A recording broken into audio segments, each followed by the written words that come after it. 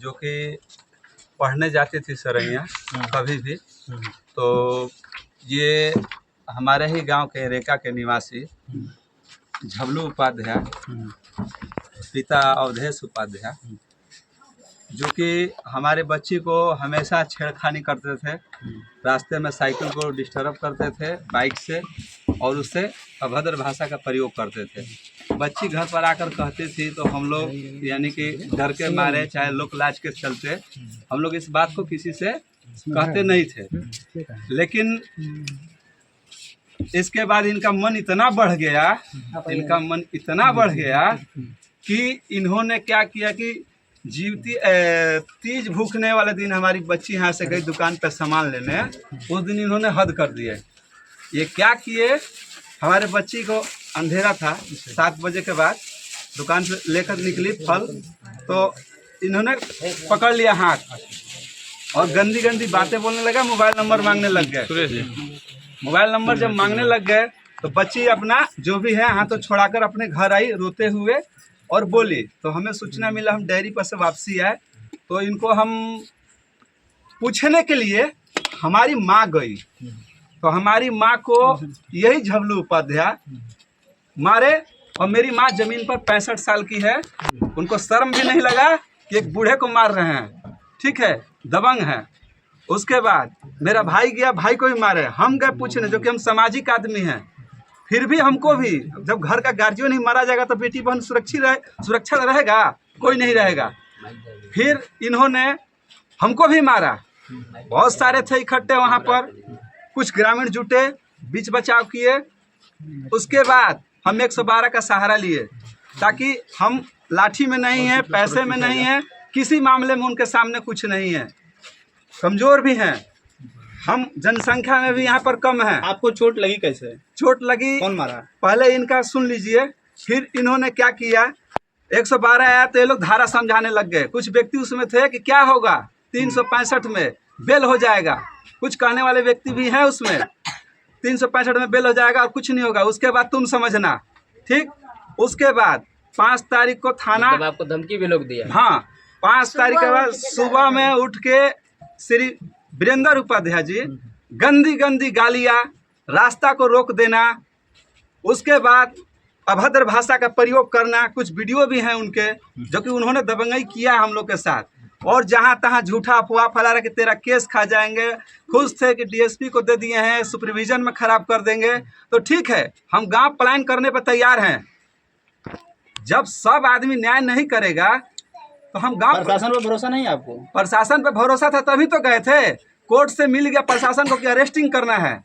उस दिन ही दरोगा साहब गए, जो हमारा केस लेकर बच्ची का गवाही हुआ, तो बोले कि अरेस्ट क्यों नहीं किया। जज साहब बोले तो प्रशासन अभी तक अरेस्ट नहीं किए।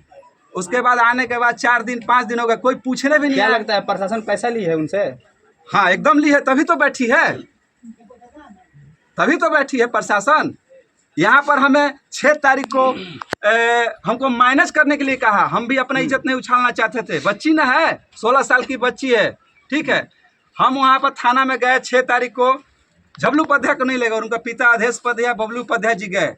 पूरे गाँव वासियों का हमने बात रखा, मुखिया जी का भी बात रखे कि नहीं ठीक है, बच्ची है, मुखिया जी चाहे कोई भी है, तो ये सब कुछ भी नहीं, इन लोगों के लिए कोई कुछ नहीं है, किसी का सम्मान नहीं है इन लोगों का। सबने बोला कि देखो हम बात माने अपने समाज का, अपने गांव में रहते हैं, उनके साथ भी रहते थे, इतने दिन से तो इतना बड़े हुए उन्हीं के साथ हुए हैं, लेकिन इन्होंने अपना दबदबा वर्चस्व के सामने किसी का नहीं सुना, हमें गालियाँ देते हुए अपना जो अत्याचार करना है। 7 तारीख को सुबह में इन्होंने सेटिंग किया कि क्या किया, हम गए यहाँ से डेयरी पर दूध लेने, जो कि हमारे पॉइंट पे तिवारी जी दूध नहीं देते थे, दूध कहीं और पॉइंट है उनका। उस दिन हमको रास्ते में बोले, इतना लाठी पिटैली से रहते, पुलिस बोला दिहली सा, तोर इतना मन बढ़ गइल बा, हैं, तोर लड़किया हेमा मालिन हिया। कोई भी बात, कोई भी पिता चाहे चाचा हो कैसे बर्दाश्त करेगा।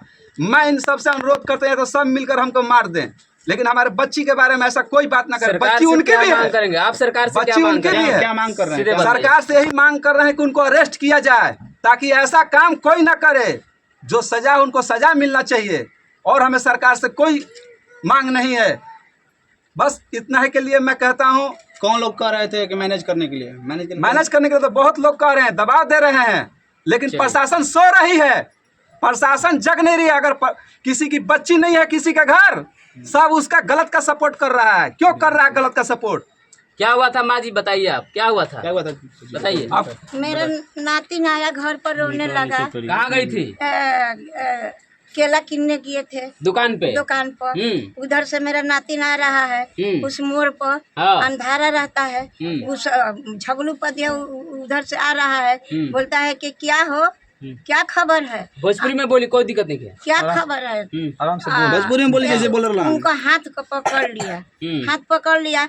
हमारा लड़की हाथ छोड़ा के उनको घर पर आया, रोने लगा। मैं बोला कि चलो हम पूछते हैं। सब तो बात तुम नहीं पूछा तो उसका मन बढ़ता जाता है। अच्छा, पहले से भी छेड़छाड़ कर रहा था का? हाँ, पहले छेड़छाड़ करता रहा। लड़की कितना दिन पहले से छेड़छाड़ किया था? 3-4 महीने पहले। अच्छा, वही लड़का? हाँ, वही लड़का। एक बार क्या हुआ कि कल के पानी सूख गया एथू में, तो हम लोग उनका द्वार पर से पानी भरते थे। वो लड़की गया तो बोलता है कि मोबाइल नंबर नहीं देगा। लड़की गाली गलौजा करे लगा तो वो घर पर भाग गया। फिर भी आया, घर पर बोला तो हम लोग सोचा कि एक घर है, ये लोग बाभन है, हम लोग का मारेगा जाने पर। तो जो हमके जमीन एक खरीदाया है उसको हम बोलेगा।